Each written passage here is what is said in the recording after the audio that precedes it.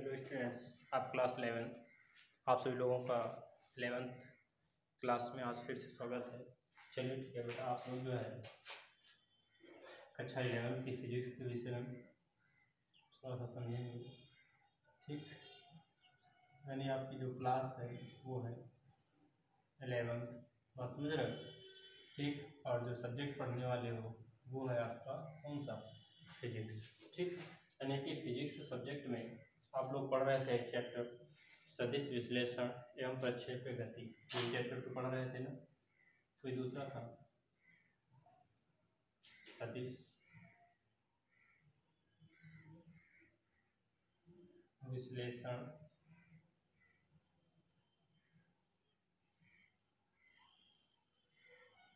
एवं प्रक्षेप्य गति, ठीक है ना? तो सदिश विश्लेषण और प्रक्षेप्य गति चैप्टर में आपने बेटा काफी कुछ पढ़ लिया था, और शायद आप पढ़ रहे थे दो सदिशों का अदिश गुणनफल। आपने ये जो है लास्ट वीडियो में पढ़ा था। क्या पढ़ा था? दो सदिशों का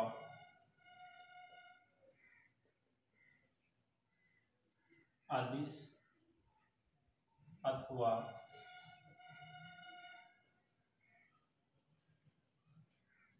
बिंदु गुणनफल या बिंदु गुणन, ठीक, यही आपने पढ़ा था। ठीक, इसमें भी आपने पढ़ा था वो क्या था? Vector A dot vector B पढ़ा था ना, इज इक्वल टू क्या पढ़ा था आपने? A B cos theta. ये पढ़े थे कब? जब ये दोनों सदिश एक दूसरे से किसी कोण पर मिल रहे होंगे, ठीक है ना? और जब ये दोनों सदिश परस्पर पैरेलल होते हैं यानी कि समांतर होते हैं, इस कंडीशन में ऐसे होते हैं, तो इनके मध्य में जो एंगल बनता है वो थीटा इक्वल टू 0 अंश होता है ना। तब यहाँ पे हम क्या देखते हैं कि vector A dot vector B equal to सिर्फ कितना हो जाता है? ए बी हो जाता है, या फिर ऐसे लिखा हुआ vector B dot vector A लिखा हुआ है तब भी इक्वल टू बी ए और ये कॉस थीटा हो जाता है। और समझते चलो ना हमारे यहाँ से, ठीक है ना? यानी कहने का मतलब ये है कि फर्स्ट पॉइंट जो आपका अदिश गुणन होता है वो क्रम विनिमय नियम का पालन करता है। किस नियम का पालन करता है? क्रम विनिमय नियम का पालन करता है। ठीक है, और भी कई सारे प्रगुण हैं यहाँ पे, हमने आपको लिखा दिए हैं और आप उन प्रगुण में से पढ़ सकते हो प्रगुणों को। ठीक है, तो जस्ट उसी के आगे आज हम ठीक आज बात करेंगे हम दो सदिशों का सदिश गुणन। ठीक, दो सदिशों का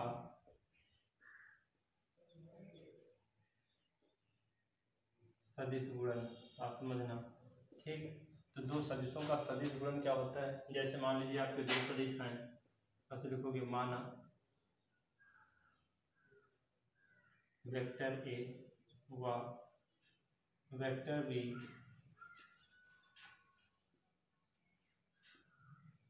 दो सदिश हैं। ठीक, कैसे? वेक्टर ए और वेक्टर बी दो सदिश हैं। अब इन दो सदिशों को आपको जो है वो सदिश गुणन कराना है, तो बेटा सदिश गुणन को हम क्रॉस से व्यक्त करते हैं। बात समझ में आ रही है ना? आदिश को डॉट से व्यक्त करते हैं ऐसे पॉइंट से, और जो सदिश होता है उसे क्रॉस से व्यक्त करते हैं यानी कि गुणा के चिन्ह से व्यक्त किया जाता है। ठीक है, जब कभी भी आप दो सदिशों का अदिश गुणन करा रहे होंगे तो आप उसको इस क्रॉस से नहीं व्यक्त करोगे। अगर आप क्रॉस से व्यक्त कर दोगे तो फिर वो अदिश गुणन नहीं बचेगा, फिर वो सदिश गुणन हो जाएगा। बात समझ में आ रही है?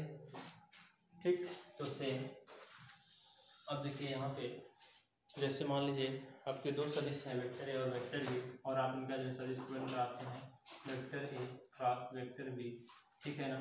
तो यहाँ से निकल कर क्या आ जाता है? Vector A cross vector B is equal to A B और ये साइन थीटा, और साथ में भी होता है एन कैप। बात समझते चलना यहाँ से हमारी, ठीक है ना? तो साइन थीटा जो है वो वेक्टर ए और बी के बीच का कोण है, ठीक है? और ये ऊर्ध्वाधर घटक होता है, कंपोनेंट होता है।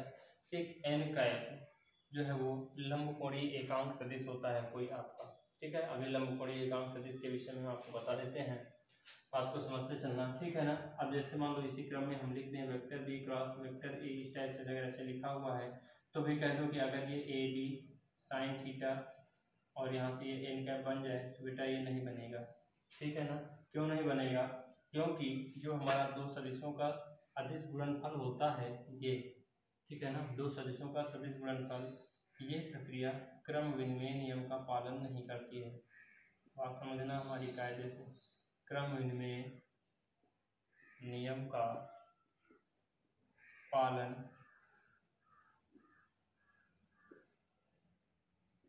नहीं करती है, ठीक है ना।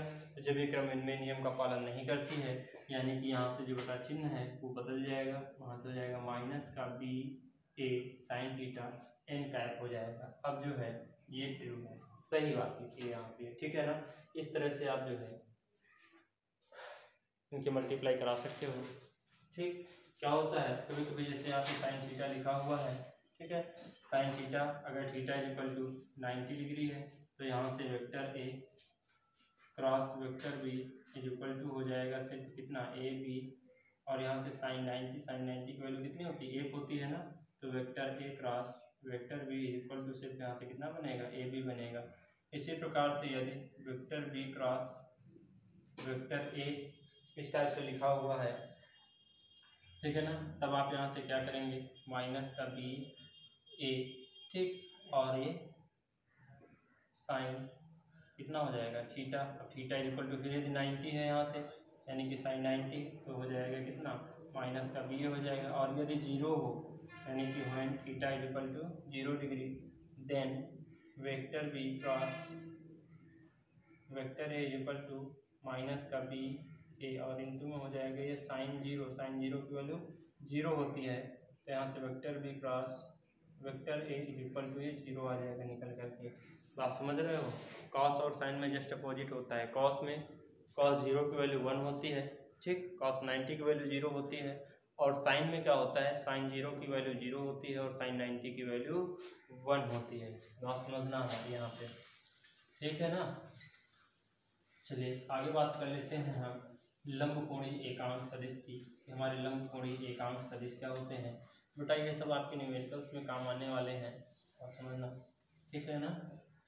तो जैसे न्यूमेरिकल्स में से हम बात कर लेते हैं थोड़ा सा लंबकोणीय एकांक सदिश की। लंबकोणीय एकांक सदिश क्या होते हैं इसी में,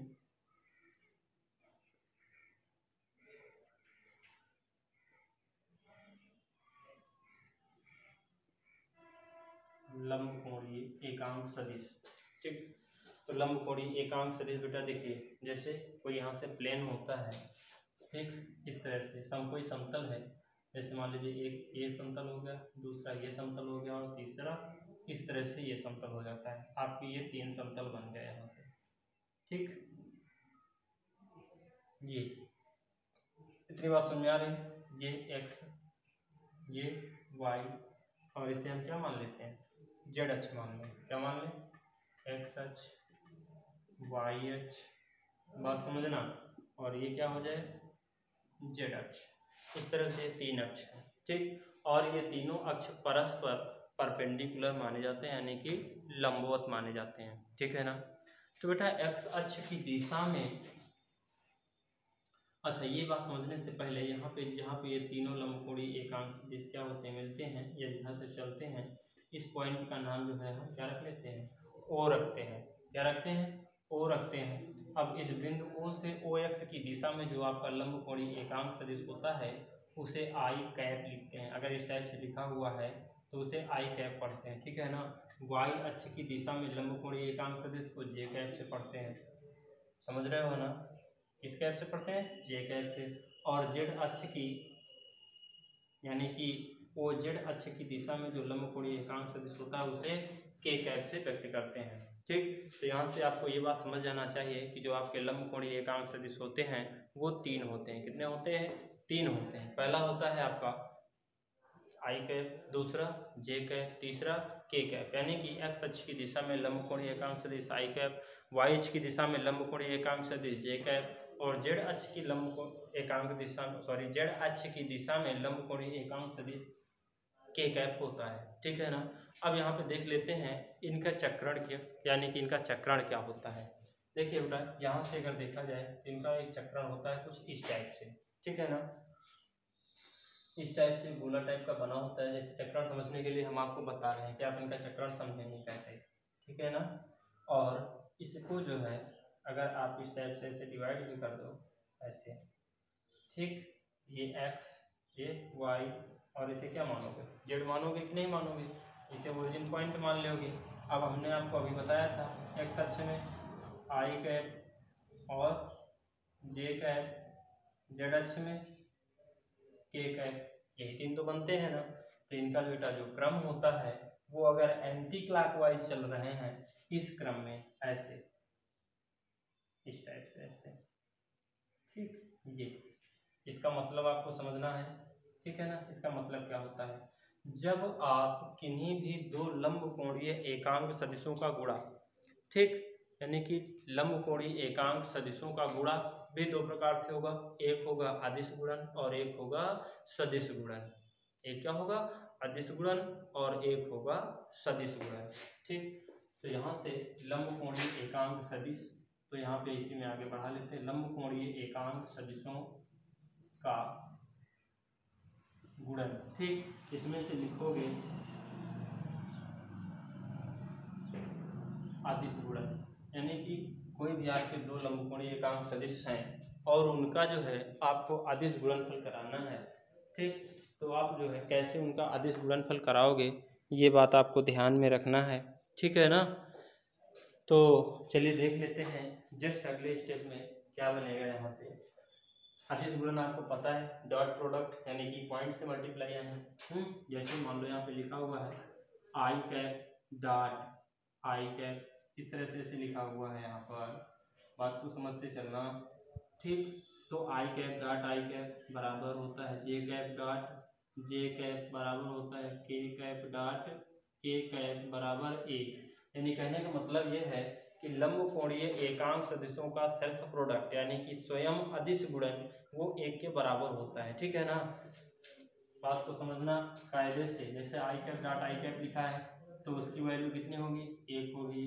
फिर जे कैप डॉट जे कैप लिखा उसकी वैल्यू एक होगी, के कैप डॉट के कैप लिखा उसकी वैल्यू एक होगी। अगर कहीं जो है आई कैप डॉट जे कैप लिखा है तो जीरो हो जाएगा, ठीक है ना। यानी कि विपरीत लंबकोणीय एकांक सदिशों का जो गुणा होता है वो जीरो हो जाता है। बात समझ में आ गई ना।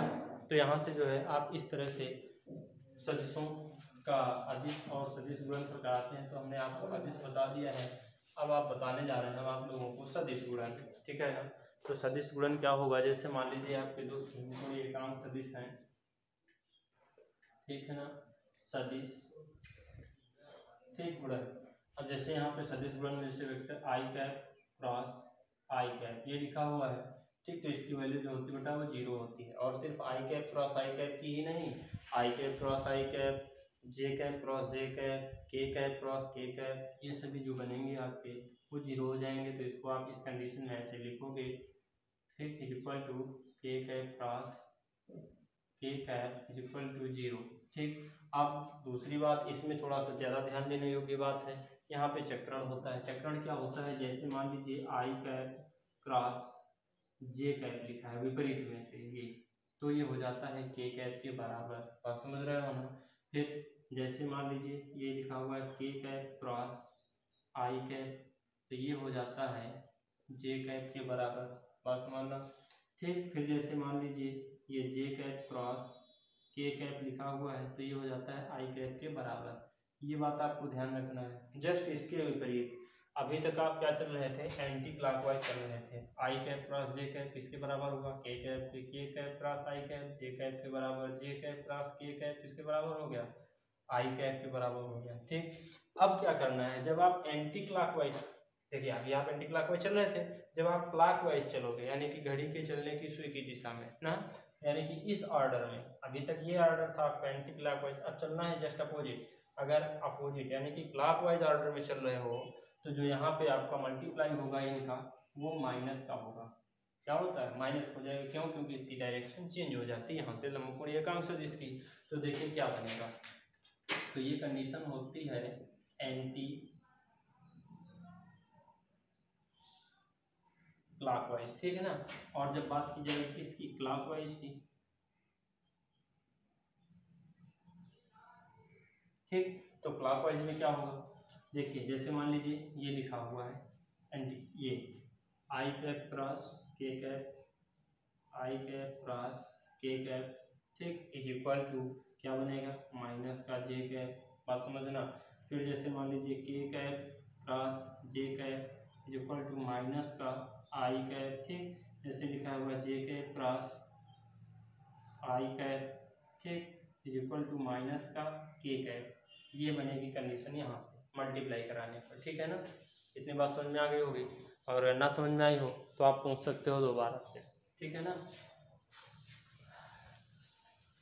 चलिए कर लीजिएगा, और सर ने लिखवा दिया है आपको सारा कुछ। जैसे आप कॉपी ओपन करके पढ़ोगे तो आपको समझ में आ जाना चाहिए, और समझ में आ भी जाएगा, ठीक है ना।